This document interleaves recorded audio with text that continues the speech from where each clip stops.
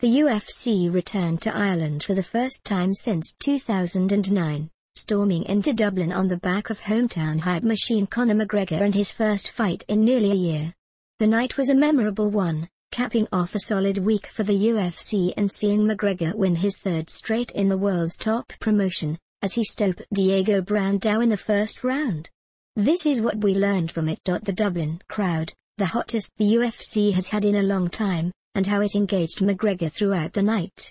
From the minute he first appeared on the arena screens to the instant he finished his man, Ireland embraced its biggest MMA star in a way few hometown crowds do. He's not afraid of a gunfight but might not be cut out for one, either.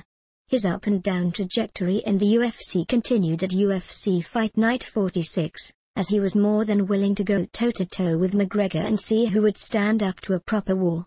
That's not really a surprise given his fiery nature, but it's also not a surprise that someone who's been so hit or miss in the octagon might not win with such a strategy. Brandao didn't. Still, they were commendable terms on which to engage McGregor, terms that surely earned him some points with a crowd that was heavily against him from the get-go. He's going to talk. And talk. And talk some more. He's going to sell himself, his fights and anything related to those things as hard as anyone in the game. He's going to heap pressure onto himself while the rest of the world watches in amazement, wondering how much he can stand up to before he buckles. Then he's going to go out into that maelstrom of attention he's created and exceed expectations.